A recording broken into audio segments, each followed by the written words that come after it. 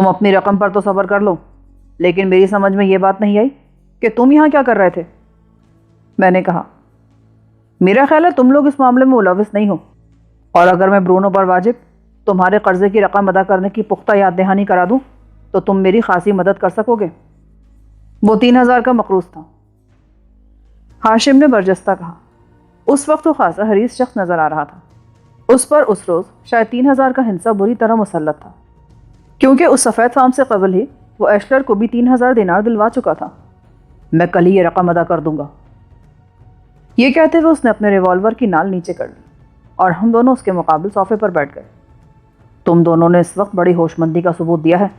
اگر تم بوکھلاٹ میں مقابلے کی کوشش کرتے تو ہم تینوں ہی رنگے ہاتھ دھر لیے جاتے، کیونکہ یہاں ہم تینوں ایک ہی کشتی کے سوار ہیں۔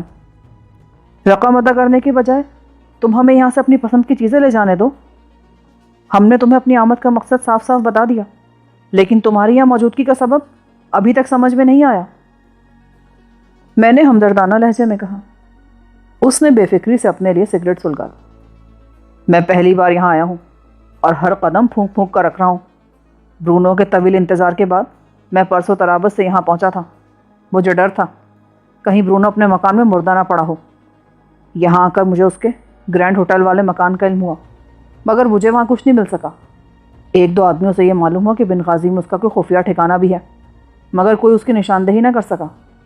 آج صبح مجھے فلیٹ کا علم ہوا اور میں اسی وقت سے یہاں موجود ہوں۔ فلیٹ کی صفائی اور فضا میں رچی ہوئی خوشبوئیں بتا رہی تھیں کہ یہ فلیٹ 10-15 گھنٹے پہلے تک آباد تھا، لہٰذا میں یہیں مقید رہ کر مکینوں کی واپسی کا منتظر تھا کہ تم لوگ آ گئے۔ تم نے فلیٹ کی تلاشی تو لی ہوگی، کوئی ایسی چیز نہ مل سکی جو برونو کی یہاں موجودگی اور روپوشی پر روشنی ڈال سکے۔ البتہ کچن میں جلے ہوئے کاغذوں کی تازہ راکھ سے بھرا ہوا ڈسٹ بن مشکوک حالات کی نشاندہی کر رہا تھا۔ پھر تو ساری بات صاف ہے۔ رقم مارنے کے بعد وہ تم سے منہ چھپا کر اس خفیہ فلیٹ میں اپنی کسی داشتہ کے ساتھ داد عیش دیتا رہا، اور کل یا پرسوں جب اسے پتہ چلا کہ تم بنغازی پہنچ چکے ہو تو اسے خوف لاحق ہو گیا ہوگا کہ تم کسی بھی وقت اس تک پہنچ کر لڑکی یا رقم کی واپسی کا مطالبہ کر سکتے ہو، لہٰذا وہ سارے اہم کاغذات جلا کر یہاں سے بھاگ گیا۔ یہ تو بالکل سامنے کی بات ہے۔ کمال ہے کہ میرا ذہن یہ نتائج اخذ نہیں کر سکا۔ تمہیں یہ علم نہیں تھا نا کہ وہ تمہاری دی ہوئی خطیر رقم اصل کام میں صرف کرنے کے بجائے جوئے میں ہار چکا ہے۔ میرا تو خیال ہے کہ تمہارے روپ میں قدرت نے فرشتوں کو میری مدد کے لیے بھیجا ہے۔ چاہو تو شراب کا ایک دور ہو جائے، یہاں دنیا کی بہترین شرابوں کا ذخیرہ موجود ہے۔ تم نے فرشتوں پر ریوالور کی نال اٹھائی تھی، میں شرمندہ ہوں۔ پھر دوستی کے ایک دو جام پی لینے میں کوئی حرج نہیں، میں نے مسکرا کر کہا، اور وہ اندر چلا گیا۔ اب معاملے کو طول نہ دو۔ ہاشم نے اس کے جاتے ہی میرے کان میں سرگوشیانہ لہجے میں کہا، ماحول سازگار ہو گیا ہے تو یہ معلوم کریں گے کہ برونو کس کی شے پر سیتا کے خلاف کام کرا تھا۔ میں یہ شرط لگانے کو تیار ہوں کہ یہ صہیونی ایجنٹ ہے۔ تھوڑی دیر میں اگل دے گا نا، رکو۔ میں داہنی آنکھ دبا کر بولا، ویسے تمہاری مربوط کہانی سن کر وہ برونو کاستالینو سے ایسا بدظن ہوا ہے کہ شاید اسے سامنے دیکھ کر پوچھے بغیر ہی گولی مار دے۔ اندرونی کمرے میں سفید فام کے قدموں کی آہٹ سن کر ہم دونوں خاموش ہو گئے اور تھکے ہوئے انداز میں صوفوں پر ڈھلک گئے۔ شراب کے دور کا آغاز بڑے خوشگوار انداز میں ہوا اور میں نے پہلا گھونٹ لیتے ہی اس کا نام دریافت کر ڈالا۔ یہ میرے اصول کے خلاف ہے۔ ویسے تم مجھے اینڈریو کہہ سکتے ہو، اور تم دونوں اسی اصول کا اطلاق کرتے ہوئے تم مجھے ہاشم اور اسے مرزوق کہہ لو۔ مجھے تو یہ نام تم ہی نے بتا دیا تھا۔ تم کسی طرح مجھے اسرائیل لے جا سکتے ہو؟ دوسرا گلاس تیار کرتے ہوئے میں نے اپنا لہجہ بوجھل بنا کر اس سے پوچھا، کیوں؟ سنا ہے وہاں کے مخلوط معاشرے میں بڑی آزادیاں ہیں، اور پھر وہاں گداز جسموں والی یہودی لڑکیاں بھی بڑی حسین ہوتی ہیں۔ یہودی لڑکیاں تو اسرائیل سے باہر بھی بآسانی مل جاتی ہیں۔ میرے لیے اسرائیل کی سرزمین بڑی پراسرار ہے۔ میری سمجھ میں نہیں آتا کہ مختصر سرحدوں اور محدود آبادی والی ایک چھوٹی سی قوم جدید آسائشوں میں پڑنے کے باوجود اس قدر جفاکش کیسے ہو سکتی ہے؟ ان کی عورتیں بچے جننے کے ساتھ ہی رائفلیں بھی چلاتی ہیں۔ ہمارے مرد اگر بوجھ اٹھا لیں تو ان کی کمر میں موچ آ جاتی ہے۔ ہاشم نے بھررائی آواز میں لقمہ دیا۔ تم دونوں کو چڑھ رہی ہے، معلوم ہوتا ہے پینے کے معاملے میں بالکل یا ناڑی ہو۔ وہ بوتل اپنی طرف واپس سرکاتے ہوئے تشویش آمیز لہجے میں بولا، اسرائیلی دلیری کے بنیادی فلسفے پر عمل کرتے ہیں۔ ذرا تصور تو کرو کہ اگر میری محبوبہ قریب کے مورچے میں رائفل چلا رہی ہو تو میں گرینیڈ لے کر ٹینک میں گھس جاؤں گا۔ میں اس کی بات سنی انسنی کرتے ہوئے ہاشم سے بولا۔ ہم دونوں چند منٹ تک اسی انداز میں آل فال بکتے رہے۔ اینڈریو نے ہمارے درمیان دخل نہیں دیا، مگر وہ ہماری گفتگو نہایت دلچسپی سے سن رہا تھا۔ اسرائیل اور اسرائیلیوں کو قریب سے دیکھنے کی ایک ہی صورت ہے۔ کیا ہو سکتا ہے کہ تم اسے برا سمجھو؟ کہہ ڈالو، برا سمجھیں گے تو انکار کر دیں گے۔ اسرائیل کے لیے کام کرنا چاہو تو بھاری مفادات حاصل ہو سکتے ہیں۔ کیا واقعی ایسا ہونا ممکن ہے؟ میں ممکن بنا سکتا ہوں۔ بکواس، اب شاید تمہیں چڑھ گئی ہے۔ میں ہنس پڑا۔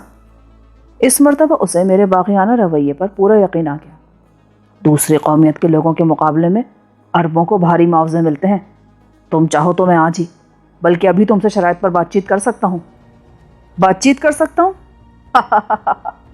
تم تو یوں کہہ رہے ہو جیسے اسرائیل نے تمہیں اس کام کا ٹھیکہ دے دیا ہو۔ اسی کے ساتھ میرا داہنا ہاتھ اپنی جیب میں رینگ گیا۔ اس وقت مجھے بہت سے اختیارات حاصل ہیں۔ سیتا کی تلاش اور ہاشم کے سرکوبی کے لیے مجھے چند مقامیوں کی شدید ضرورت ہے۔ میں تم دونوں کو اپنے ساتھ لے سکتا ہوں۔ مگر سیتا کا اسرائیل سے کیا واسطہ؟ تم نے تو کہا تھا کہ وہ ذاتی رقابتوں کا چکر ہے۔ وہ جھوٹ تھا۔ اس وقت تم میرے لیے اجنبی تھے۔ اس وقت برونو بھی اسرائیل ہی کے لیے کام کر رہا ہے۔ میرا ہاتھ یک لخت جیب سے باہر آ گیا، جس میں زہریلے تیر پھینکنے والی شیشی موجود تھی۔ میرا خیال تھا کہ وہ ہتھیار اس کے لیے اجنبی ہوگا، مگر اس کا رویہ دیکھتے ہوئے یہ خوش فہمی فوراً ہی رفع ہو گئی۔ اس کا چہرہ یک لخت دھواں ہو گیا، آنکھیں دہشت سے پھیل گئیں اور وہ اپنا گلاس قالین پر پھینک کر صوفے سے اچھل کر کھڑا ہو گیا۔ پھر اس نے کچھ کہنے یا چیخنے کے لیے منہ کھولا، لیکن اسرائیل سے وابستگی کا اعتراف کر کے وہ اپنی موت کے پروانے پر آخری مہر ثبت کر چکا تھا۔ میں نے شیشی کا سیدھا سادہ میکینزم چھیڑا اور باریک سی زہر میں بجھی ہوئی سوئی اس کے بدن کے اوپری حصے میں جلد میں اتر گئی، اور ہاشم نے لپک کر وہ شیشی میرے ہاتھ سے لے لی۔ سوئی کے مسامات میں بجھا ہوا وہ زہر بھی عجیب زہر تھا کہ اس کا شکار ہونے والے کے چہرے پر موت سے پہلے کے آخری تاثرات یوں چپک کر رہ جاتے تھے جیسے وہ کسی ٹھوس لاش کے بجائے تصویر ہو۔ وہ واقعہ اس طرح ظہور پذیر ہوا کہ نہ ہاشم نے اس پر کوئی تبصرہ کیا، نہ میں نے کوئی لفظ کہا، بلکہ ہم دونوں گلاس اور بوتل وغیرہ سے اپنی انگلیوں کے نشانات صاف کرنے لگے۔ اس کام سے نمٹ کر مقتول کی جامع تلاشی لی تو کوئی کارآمد چیز نہ مل سکی، مگر جب اس کی گھڑی اتاری گئی تو اس کے پیندے پر نہایت نفیس اور نازک ڈھلائی میں اسرائیل کا سرکاری نشان ابھرا ہوا تھا، جس کے گرد عبرانی زبان میں کوئی عبارت موجود تھی۔ عبارت کے آغاز اور اختتام کے درمیان آرتھریک انداز تھا۔ میں نے وہ رسٹ واچ احتیاط سے اپنی جیب میں ڈال لی۔ ہمیں عمارت میں داخل ہوئے خاصا وقت ہو چکا تھا، پھر بھی رات تیزی سے گزر رہی تھی، لہٰذا ہم پر واپسی کا بھوت سوار ہو چکا تھا، مگر پھر بھی ہم نے پورے فلیٹ کا سرسری جائزہ لے ڈالا۔ پھر کچن میں ڈسٹ بن دیکھ کر مایوس ہونا پڑا۔ کاغذات اسی میں ڈال کر بہت احتیاط سے جلائے گئے تھے، کیونکہ آہنی چادر کا سارا روغن جل کر پپڑیوں کی صورت میں گر چکا تھا۔ سوختہ کاغذات کی راکھ کو ریتنے پر کوئی محفوظ پرزہ تک نظر نہ آیا، اور ہم دھڑکتے دل کے ساتھ فلیٹ سے باہر آ گئے۔ کسی نے لفٹ کو شاید دانستہ نیچے روکا ہوا تھا، کیونکہ بٹن دبانے پر لفٹ کی پوزیشن ظاہر کرنے والا ہنسا فوراً ہی معدوم نہیں ہوا۔ ہاشم نے اضطراب کے عالم میں دوبارہ بٹن دبانا چاہا، لیکن میں نے بوکھلا کر اسے روک دیا۔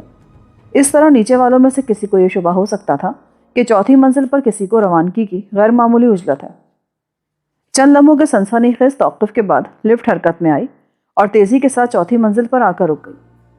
دروازہ کھلا، ہمارے قدم آگے بڑھے اور ہم ٹھٹک گئے۔ لفٹ کے فرش سے کم و بیش 6 فٹ کی بلندی پر سیاہ سوڈانی چہرے میں جڑی ہوئی 2 اشتباہ آمیز نگاہیں ہماری طرف نگران تھیں۔ اگر وہ نیچے سے اوپر آیا تھا تو اسے لفٹ سے نکلنا چاہیے تھا، لیکن اس کا ایسا کوئی ارادہ نظر نہیں آ رہا تھا۔ وہ لفٹ کے فرش پر یوں جمع کھڑا تھا جیسے ہمارے ساتھ ہی نیچے جانے کا عزم رکھتا ہو۔ فضل! لفٹ کے اندر سے ایک بھاری آواز ابھری۔ اس شخص نے ہمیں باہر ٹھٹکتے دیکھ کر بے دلی کے ساتھ لفٹ میں داخل ہونے کی دعوت دی تھی۔ ہم دونوں مشینی انداز میں لفٹ میں داخل ہو گئے، مگر گہرے سرمئی اونی جبے میں ملبوس اس سوڈانی نے اپنی انگلی اس بٹن پر رکھ دی جس سے دروازہ کھولا جاتا ہے۔ دروازہ کھلا ہوا تھا، جس کا مطلب یہ تھا کہ لفٹ اس وقت تک روانہ نہیں ہو سکے گی جب تک سوڈانی اپنی بھدی انگلی اس بٹن سے نہ ہٹائے۔ کس کا انتظار ہے؟ ہاشم نے پلٹ کر سخت لہجے میں اس سے پوچھا۔ وہ مسکرا دیا۔ میں اس عمارت کا نگران ہوں۔ تم اس منزل پر کس سے ملاقات کرنے آئے تھے؟ کیا تمہیں مہمانوں سے اس طرح باس پوس کی ہدایت دی گئی ہے؟ میں معافی چاہتا ہوں۔ یہ سوال میں نے اس لیے کیا کہ اس منزل کے ایک فلیٹ کے مکین صبح سے باہر ہیں اور دوسرا فلیٹ والا جوڑا بھی آدھے گھنٹے پہلے تفریح کے لیے نکل چکا ہے۔ پھر تم دونوں یہاں کیا کر رہے تھے؟ سوڈانی کے الفاظ سن کر میرے وجود میں سنسنی کی ایک لہر دوڑ گئی۔ اس کا شبہ اپنی جگہ بالکل جائز بلکہ لاقِ تحسین تھا، کیونکہ اس عمارت کے مکینوں کے جان و مال کی حفاظت کی ذمہ داری بڑی حد تک اسی پر عائد ہوتی تھی۔ وہ لمحات ہمارے لیے بہت نازک اور فیصلہ کن تھے۔ ہمارے ہاتھ خالی ہیں، آخر تم ہم پر کس قسم کا شبہ کر رہے ہو؟ ہاشم نے موقع کی نزاکت کو محسوس کرتے ہوئے لجاجت سے پوچھا۔ وہ شیر ہو گیا۔ ہو سکتا ہے تم نے نچلی 3 منزلوں میں سے کسی کی قیمتی زیورات چوری کی ہوں، کسی کی آبرو رزی کی ہو، یا کوئی قتل کیا ہو، اور پھر نیچے جانے کے بجائے 4تھی منزل پر آ گئے۔ تمہارے دہانوں سے اب بھی شراب کی بو آ رہی ہے۔ ہاشم نے بلا تکلف مجھ سے لی ہوئی شیشی جیب سے نکالی اور ایک زہریلا تیر سوڈانی کے بدن میں اتر گیا۔ اس نے حد سے زیادہ تجاوز کر کے خود ہی موت کو للکارا تھا اور ہاشم اس پر وار کرنے میں قطعی حق بجانب تھا۔ جو ہی سوڈانی کٹے ہوئے وزنی شہتیر کی طرف فرش پر گرا، اس کی انگلی بٹن سے ہٹ گئی۔ دروازہ ہلکی سی آواز کے ساتھ بند ہوا اور لفٹ فوراً نیچے روانہ ہو گئی۔ میں نے جھپٹ کر 3ری منزل کا بٹن دبا دیا اور لفٹ مختصر سے وقفے کے بعد رک گئی۔ اس کے بعد میں نے دروازہ نہیں کھلنے دیا اور دوبارہ لفٹ کو 4تھی منزل پر لے گیا۔ وہاں میں نے بٹن دبا کر دروازہ کھولا اور پھر سوڈانی کی لاش اس خلا میں اس طرح ڈال دی کہ خودکار طریقے پر دروازہ بند نہ ہو سکے۔ اس کارروائی سے نمٹ کر ہم دونوں لاش پر سے کود کر واپس باہر آ گئے۔ خودکار نظام کے تحت مقررہ وقفے کے بعد لفٹ کا دروازہ بند ہونے کے لیے سرکا، مگر سوڈانی کے جسم سے ٹکرا کر دوبارہ کھل گیا۔ اس ہیجان خیز مارکے سے نمٹ کر ہم ان سیڑھیوں کے راستے نیچے اترے اور کسی سے ٹکرائے بغیر ہاشم کی کار میں وہاں سے روانہ ہو گئے۔ چند لمحوں کے وقفے میں ہم دونوں سے ایک خون ہو چکا تھا اور میرے ذہن میں بیچارے رمیش پانڈے کی مظلوم سی تصویر گردش کر رہی تھی۔ قتال و جدال کی ابتدا رمیش پانڈے سے ملاقات کے بعد ہی ہوئی تھی اور میں نے حامد کے تعاون سے رمیش پانڈے کے فلیٹ کی نگرانی کرنے والے 2 پولیس افسروں کو زہریلی سوئیوں کا نشانہ بنایا تھا۔ جب اس عمارت سے بھی 2 ایسی لاشیں ملتی جن میں زہر میں بجھی ہوئی سوئیاں پیوست ہوتی تو چاروں خون بلا مبالغہ ایک ہی کڑی میں پرو لیے جاتے، جس کا واحد سرا پولیس کو رمیش پانڈے کی صورت میں میسر تھا، جس کے لیے اگلی صبح کا سورج ہولناک مصائب کا بوجھ لے کر طلوع ہونے والا تھا۔ اب کہاں جا رہے ہو؟ کافی دیر کی خاموشی کے بعد میں نے ہاشم سے پوچھا۔ اپنے گھر۔ وہ بولا تو اس کی آواز گلوگیر تھی۔ کیا ہوا؟ کچھ دیر کے لیے مجھے نہ چھیڑو، پرانی یادوں نے مجھے پریشان کر دیا ہے۔ میں خاموش رہا۔ اس کا درد میرے لیے اجنبی نہیں تھا، اس لیے میں نے اسے اپنے دل کا بوجھ ہلکا کرنے کے لیے اس کے حال پر چھوڑ دیا اور خود فاکس ویگن کے انجن کے کرخت شور میں سوڈان روانگی کا منصوبہ مرتب کرنے لگا۔ بنغازی کی سڑکوں پر اتنی رات گئے بہت معمولی سا ٹریفک تھا۔ میں خاموشی سے اپنے خیالات کی رو میں ڈوبا ہوا تھا۔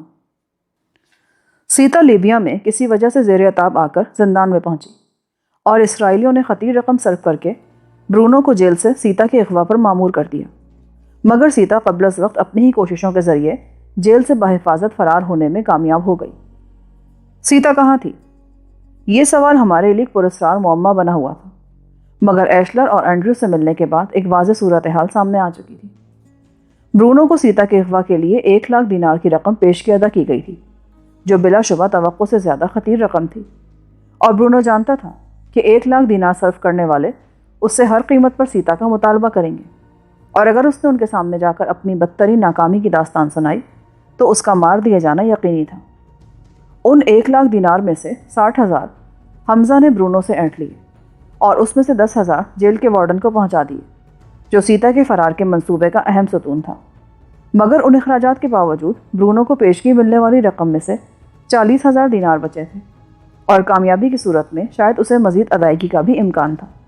لہٰذا یہ یقینی بات تھی کہ برونو نہ اپنے یہودی سرمایہ کاروں کے خوف سے روپوش ہوا اور نہ ہی سیتا کے معاملے سے دستبردار ہوا تھا۔ وہ جہاں بھی تھا اپنے وجود کو خفیہ رکھتے ہوئے سیتا کی تلاش میں مصروف تھا۔ ایشلر کے بیان کے مطابق اس کی بیٹی پچھلی رات سوڈان روانہ ہوئی تھی۔ وہ برونو کی ایسی معتمد تھی کہ اس کی عدم موجودگی میں اس کی خفیہ کمینگاہ کی حفاظت کرتی رہی تھی۔ برونو کے مکان کے کچن میں کاغذات کی جلی ہوئی راکھ کی موجودگی یہ ظاہر کرتی تھی کہ برونو کی بہت سی اہم دستاویزات بھی ایلی کی تحویل میں تھیں، جو اس نے اپنی روانگی سے پہلے ڈسٹ بن میں ڈال کر نظر آتش کر دیں۔ اگر وہ کاغذات برونو نے ہی جلائے ہوتے تو اسے غائب ہوئے کم و بیش 1 ہفتہ گزر چکا تھا، اور اس مدت میں ایلی اس فلیٹ میں مقیم تھی، لہٰذا کاغذات کی وہ راکھ ہر اعتبار سے ضائع کر دی جانی چاہیے تھی۔ ایلی اور برونو کے اس باہمی اعتماد نے میرے لیے یک بہ یک ایلی کا کردار بھی اہم بنا دیا تھا۔ اگر ایلی سوڈان ہی گئی تھی تو پھر میرا بھی ادھر جانا ناگزیر تھا۔ اگر سوڈان میں برونو مل جاتا تو میں براہ راست اسے گھیر کر سیتا کے بارے میں باز پرس کر سکتا تھا۔ اس کے نہ ملنے کی صورت میں مجھے ایلی کا کھوج نکالنا پڑتا، اور مجھے پورا یقین تھا کہ ایلی سے برونو کی نقل و حرکت کے بارے میں اہم باتیں اگلوائی جا سکتی تھیں۔ اہمیت کے اعتبار سے سیتا، برونو اور ایلی ایک مثلث کے 3 نقطے تھے جو کسی نہ کسی طرح آپس میں منسلک تھے، اور میں ان تک رسائی حاصل کیے بغیر اپنے مقصد میں کوئی کامیابی حاصل نہیں کر سکتا تھا۔ سوڈان کے بارے میں سوچتے ہوئے میرے ذہن میں بار بار اس مقتول نگراں کا سفید دانتوں سے سجا ہوا سیاہ چہرہ سر ابھارتا رہا، جو برونو کاستلانو کی رہائشی عمارت کی لفٹ میں محض اپنی فرض شناسی کے باعث ہاشم کے ہاتھوں مارا گیا تھا۔ پھر میں نے ہاشم کو چھیڑا، کن پرانی یادوں میں کھوئے ہوئے، ایسا نہ ہو کہ سوچتے سوچتے اپنی کار کہیں لڑا بیٹھو۔ میں نے اسے مار کر اچھا نہیں کیا، یہ بات کی پشیمانی ہے۔ اس وقت تمہارا وہ فیصلہ ہی بہترین تھا۔ اگر اسے ہلاک نہ کیا جاتا تو اینڈریو کی لاش دریافت ہونے کے بعد وہی ہم دونوں کا حلیہ پولیس کو بتا دیتا۔ وقت گزرنے کے بعد موقع پر کیے گئے 100 میں سے 95 فیصلے اگر اور مگر کے باعث غلط محسوس ہوتے ہیں۔ ہم اسے اپنے تفصیلی جائزے کا موقع دیے بغیر بے ہوش بھی تو کر سکتے تھے۔ یہ بھی تو ہو سکتا تھا کہ ہم پر نگاہ پڑتے ہی وہ شرم سے خود ہی بے ہوش ہو جاتا۔ وہ محض شبے کی وجہ سے لفٹ میں سوار ہو کر 4تھے منزل پر آیا تھا۔ اسے بے ہوش کرنے کے لیے جدوجہد کرنی پڑتی، اور خود کو خطرے میں پا کر وہ چیخ بھی سکتا تھا۔ اس کا واحد توڑ زہریلی سوئی میں ہی پوشیدہ تھا، جو اپنے شکار کو کسی بھی قسم کی مزاحمت وغیرہ کا موقع نہیں دیتی، مگر وہ بہت معصوم آدمی تھا۔ شاید اسی لیے نہایت آسانی سے مر گیا۔ اچھا یہ بتاؤ اس وقت کہاں جا رہے ہو؟ میں نے موضوع بدلنے کی نیت سے کہا، کافی دن کے بعد اپنی چھت کے نیچے رات گزاروں گا۔ تمہاری یہ کار اچانک کہاں سے نمودار ہو گئی؟ روپوشی اختیار کرنے سے پہلے مرمت کے لیے گیراج میں کھڑی کر دی تھی، آج تاخیر پر معذرت کر کے واپس لے آیا۔ نمبر پلیٹ کے ساتھ سرخ رنگ کی خصوصی پلیٹ، یہ کیا ہے؟ ایک طرح کا نیم سرکاری سفارتی نشان سمجھ لو۔ لیبیا کی حکومت جن فلسطینی نمائندوں کو تسلیم کرتی ہے انہیں اپنی کار پر یہ ذاتی تختی لگانے کا حق بھی دیتی ہے۔ اس کی موجودگی میں نہ اس کار کی تلاشی لی جا سکتی ہے اور نہ اس کے مسافروں پر مقامی قانون کا اطلاق کیا جا سکتا ہے، خواہ اس میں مصطفیٰ مرزوقی کیوں نہ ہو۔ وہ ہنس کر رہ گیا۔ سفر کا اختتام اوسط درجے کی آبادی میں واقع ایک یک منزلہ مکان پر ہوا، جہاں گہری تاریکی اور ویرانی کا راج تھا۔ پورش میں کار کا انجن بند کر کے ہم دونوں نیچے اترے، اور ہاشم نے باہر لگا ہوا سوئچ دبا کر برآمدے میں روشنی کر دی۔ گرد آلود فرش پر چند قدم آگے بڑھ کر ہاشم نے داخلی دروازے کا ہینڈل گھما کر خفیف سا دباؤ ڈالا، اور غیر متوقع طور پر دروازہ کھل گیا۔ ہاشم ایک گہرا سانس لے کر اندر داخل ہوا، اور چٹ کی ہلکی سی آواز کے ساتھ ہی وہ راہداری بھی روشن ہو گئی۔ تو کیا تم اتنی عجلت میں روپوش ہوئے تھے کہ مکان کو مقفل کرنے کا موقع بھی نہ مل سکا؟ مکان مقفل تھا، پر تم نے تو چابی لگائے بغیر دروازے کا ہینڈل ایسے اعتماد سے گھمایا تھا جیسے تمہیں یقین ہو کہ دروازہ غیر مقفل ہوگا۔ میں جانتا تھا کہ میرا سراغ حاصل کرنے کے لیے میری عدم موجودگی میں بارہا اس مکان کی تلاشی لی گئی ہوگی۔ وہ مسکرا کر بولا، اور پھر پورے مکان کا جائزہ لینے کے بعد اس کے خیال کی مکمل تصدیق ہو گئی۔ سارے کمروں میں سامان بے ترتیبی سے بکھرا پڑا ہوا تھا۔ صوفوں کو پلٹ کر ان کے نیچے اسپرنگوں وغیرہ کو چھپانے کے لیے دگا و استر تک ادھیڑ دیا گیا تھا، اور ان تمام کارروائیوں کے بعد کسی بھی چیز کو دوبارہ اصلی حالت میں رکھنے کی زحمت نہیں کی گئی تھی۔ اس بے رحمانہ تلاشی کے بارے میں کوئی شکایت یا احتجاج کرو گے تم؟ حساب دوستہ، درد دل، انہوں نے تو صرف تلاشی ہی لی ہے، مگر ہم نے شہر میں کئی خون کیے ہیں، ایسے میں کوئی شکایت زیب دے گی بھلا؟ اس وقت ہم دونوں اس قدر تھکے ہوئے تھے کہ صرف اپنے بستر درست کر کے ان پر دراز ہو گئے۔ ہاشم سونے سے پہلے ایک آدھ پیگ لینا چاہتا تھا، مگر شیلف کا جائزہ لینے پر انکشاف ہوا کہ تلاشی لینے والوں نے وہاں موجود 3 بوتلوں کے پیندے تک نچوڑ لیے تھے۔ اگلی صبح میں خاصی دیر سے بیدار ہوا اور مکان کی بدلی ہوئی حالت دیکھ کر حیران رہ گیا، لیکن ہاشم نے یہ بتا کر میری حیرت دور کر دی کہ اس نے صبح سویرے ہی اپنے پرانے باورچی اور خدمتگار کو بلا لیا تھا اور ان دونوں نے آنن فانن میں مکان کی اندرونی حیثیت بحال کر دی تھی۔ ناشتے کی میز پر میں نے ان دونوں کو بھی دیکھ لیا۔ ہاشم پہلے ہی نمٹ چکا تھا، لہٰذا وہ تلخ قہوے کی پیالی لے کر ٹیلی فون کی طرف چلا گیا۔ میرے ناشتے کے دوران میں وہ مسکراتا ہوا واپس آیا۔ ایلی کی منزل کا سراغ لگا لیا گیا ہے، وہ پرسوں رات ہی روانہ ہوئی تھی۔ یعنی ایشلر نے درست کہا تھا، مگر وہ یہاں سے نکل کر گئی کہاں ہے؟ وہ یوگوسلاوین ایئر لائن کی بغداد سے آنے والی پرواز سے پرسوں رات 11 بجے روانہ ہوئی تھی۔ اس کا ٹکٹ بنغازی سے خرطوم تک کا تھا۔ پرواز براہ راست تھی کیا؟ نہیں، بنغازی سے قاہرہ ہوتے ہوئے خرطوم پہنچی ہوگی، اور اگر وہ قاہرہ میں اتر گئی تو؟ ہاشم کی آنکھوں سے الجھن جھانکنے لگی۔ یعنی تم یہ کہنا چاہ رہے ہو کہ خرطوم تک کا ٹکٹ اور اپنے باپ سے سوڈان روانگی کا ذکر ایلی نے کسی ممکنہ تعاقب کو ناکام بنانے کے لیے کیا تھا؟ پھر تو اس کی منزل کا تعین ہی ناممکن ہو کر رہ جاتا ہے۔ وہ قاہرہ اترنے کے بعد کسی دوسری پرواز سے کہیں اور نکل گئی ہوگی۔ میں تو محض امکانات پر غور کر رہا ہوں۔ بنغازی سے نکلنے کے بعد تو شاید کسی سے مشورہ بھی نہ کر سکوں میں۔ تمہاری بات ویسے درستی لگتی ہے۔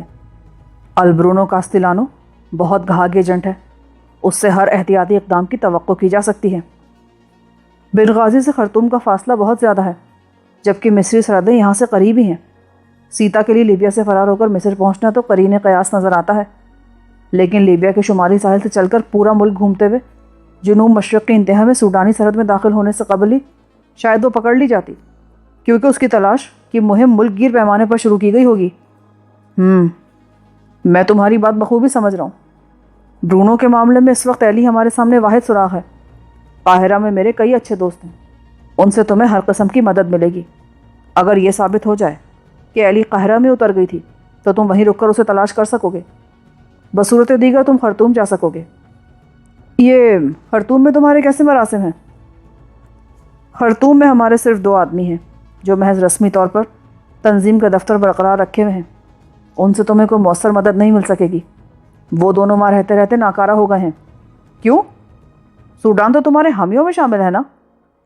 بنیادی طور پر وہ ایک غریب ملک ہے، اخلاقی طور پر وہ ہم سے بھرپور تعاون کرتے ہیں، مگر عملی آویزش سے اپنا دامن بچائے رکھنا چاہتے ہیں۔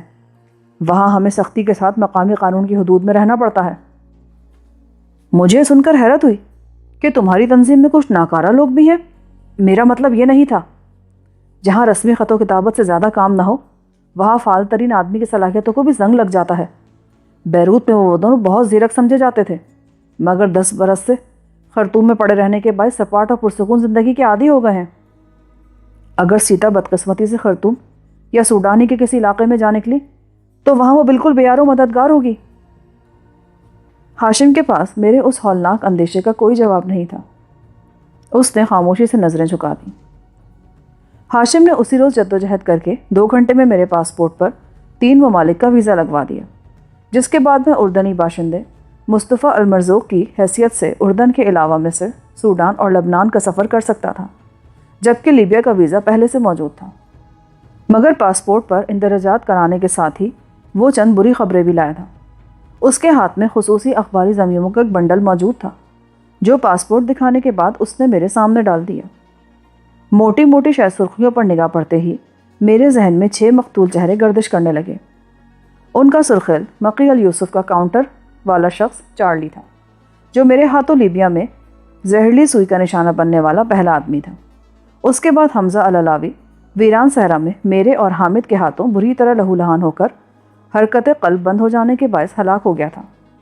پھر حمزہ کے انتقامی منصوبے کے جال میں پھنس کر ہم دونوں رمیش پانڈے سے ملنے پہنچے تو خطرہ بھانپ کر وہاں سے الٹے پاؤں بھاگنا پڑا، مگر بھاگتے بھاگتے بھی قانون کے محافظوں سے خونریز تصادم ہو ہی گیا اور 2 باسمجھ پولیس افسر میرے ہاتھوں زہریلی سوئیوں کا نشانہ بن گئے، اور وہ اخباری زمین میں ایک عمارت کے مقفل فلیٹ سے ایک نامعلوم غیر ملکی کی لاش کی دریافت کے ساتھ اسی عمارت کی لفٹ سے سوڈانی نگہبان کی لاش ملنے کی خبر دے رہے تھے۔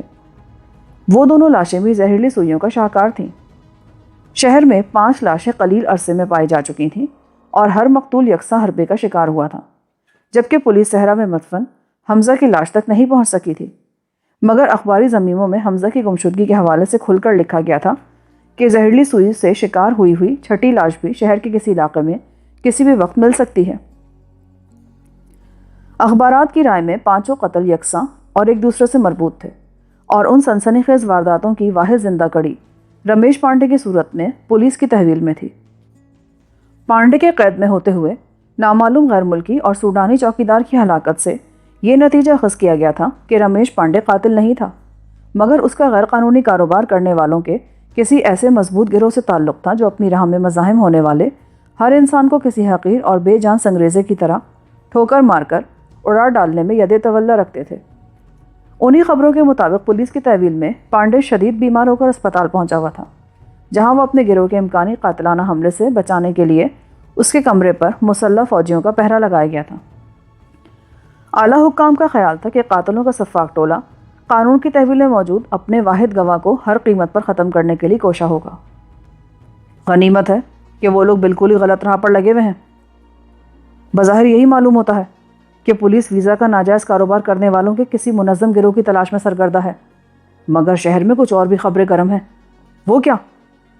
سوڈانی چوکیدار اور اینڈریو کی لاش ملنے کے بعد پولیس نے سراغ لگایا ہے کہ فلیٹ برونو کاستالینو کا تھا، اور فلیٹ میں موجود نسوانی ضروریات کا سامان دیکھنے کے بعد پولیس برونو کی ایسی داشتہ کی تلاش میں جگہ جگہ چھاپے مار رہی ہے جو اس کے ساتھ فلیٹ میں بھی رہتی ہو۔ واقعی؟ پھر تو علی کا نام زیادہ دیر تک پولیس سے پوشیدہ نہیں رہ سکے گا، اور پولیس ایشلر سے ہر بات اگلوا لے گی۔ ہو سکتا ہے کہ اس میں کچھ وقت لگے۔ فوری خطرہ یہ ہے کہ ان وارداتوں سے برونو کا تعلق ظاہر ہونے کے بعد سیتا کے پراسرار فرار کا واقعہ یک بیک اہمیت اختیار کر لے گا، اور اس پر نئے زاویوں سے تفتیش شروع کر دی جائے گی۔ تو اس کا مطلب یہ ہوا کہ مجھے فوری طور پر لیبیا کی سرزمین کو خیر بات کہہ دینا چاہیے۔ شاید اب یہ اتنا آسان بھی نہیں ہوگا۔ تم کھل کر بات کیوں نہیں کرتے ہاشم؟ فرانس اور اسکاٹ لینڈ یارڈ سے آئے سراغ رسانی کے ماہرین شاید معاملے کی تہہ تک پہنچ گئے ہیں۔ زہریلی سوئیوں کے حوالے سے انہوں نے بہت سی پرانی کڑیاں یکجا کر لی ہیں۔ کن کڑیوں کی بات کر رہے ہو؟ پوٹاشیم سائنائڈ نے بجھی ہوئی سوئیاں ریڈ بریگیڈ کا ایک اہم ترین اور خفیہ ہتھیار ہے، جسے طویل عرصے کے بعد پہلی بار ایل کے طیارے کو تل ابیب سے پرواز کرنے کے بعد اغوا کے دوران استعمال کیا گیا تھا، اور اسرائیلی یہ معلوم کرنے میں بھی کامیاب ہو گئے ہیں کہ تم اسی طیارے کے ذریعے اسرائیل سے فرار ہونے میں کامیاب ہوئے تھے۔ پھر فرانس میں اسرائیلیوں سے تمہارا کھلا تصادم ہوا اور تم نے وہاں بھی سوئیاں استعمال کی۔ لہٰذا ان معلومات کی روشنی میں انہوں نے یہ رائے قائم کی ہے کہ اس وقت صفدر علی لیبیا کی سرحدوں میں موجود ہے۔ مگر اب تو میں مصطفیٰ المرزوق ہوں۔ تربیت یافتہ کتے نام بدلنے سے دھوکہ نہیں کھا سکتے۔ اس نظریے پر پہنچنے کے بعد اسکاٹ لینڈ یارڈ کے ماہرین نے اپنے طور پر تل ابیب سے کچھ ایسی اشیاء منگوائی ہیں جو وہاں تمہارے استعمال میں رہی ہیں، اور اس بو پر سدھائے ہوئے خونخوار کتوں کے ذریعے بن غازی کی مکمل ناکہ بندی کر دی گئی ہے۔ میرے جسم کے تمام مساموں سے یک بہ یک پسینے کی دھاریں بہہ نکلی۔ یہ سب اتنی جلدی کیسے ہو گیا؟ وہ چارلی کی لاش ملنے کے بعد سے انہی خطوط پر کام کر رہے تھے، مگر میں اپنی گرفتاری کے خوف سے چھپا ہوا تھا، اس لیے ہمیں یہ معلومات نہ مل سکی۔ آج میں نے ہوائی اڈے پر اپنی آنکھوں سے 3 کتوں کو اپنے انگریز رکھوالوں سمیت اہم مقامات پر مامور دیکھا ہے، اور یہی حال شہر سے نکلنے والی 3 چارراہوں کا ہے۔ وہ کیا ہر گاڑی کو روکتے ہیں؟ سفارتی گاڑیاں بھی رکے بغیر نہیں گزر سکتی۔ مگر یہ تو صریحاً زیادتی ہے۔ حکام نے ہنگامی اختیارات کو بروئے کار لا کر یہ فیصلے کیے ہیں، اور ہر سفارتی دفتر کو کل ہی گشتی مراسلوں کے ذریعے پیشگی اطلاع دے دی گئی ہیں۔ ان 3 چارراہوں کے علاوہ شہر سے نکلنے کے دوسرے راستے بھی تو ہوں گے۔ 2 راستے ہیں، لیکن ان کچے اور ریتیلے راستوں پر اگر کسی غیر متعلقہ شخص کو بھی دیکھ لیا گیا تو شاید اسے پکڑ لیا جائے، بلکہ زیادہ امکان تو یہ ہے کہ ان راستوں کو بھی کھلا نہیں چھوڑا گیا ہوگا۔ تم نے تو مجھے وحشت میں مبتلا کر دیا ہے۔ مسائل ہی مسائل بتا رہے ہو۔ اس صورتحال سے نکلنے کی بھی کوئی تدبیر ہے یا نہیں؟ یا پھر میں خود کو حالات کے رحم و کرم پر چھوڑ دوں؟ حکام تمہیں بے خبری میں گھیرنا چاہتے ہیں۔ اگر میں اپنے مخبروں سے رابطہ قائم نہ کرتا تو شاید یہ اطلاعات اب بھی نہ ملتی۔ ہمارے سامنے اب ایک ہی مہم سے امید باقی رہ گئی ہے۔ ساحل کی بات کر رہے ہو؟ بڑا درست اندازہ ہے تمہارا۔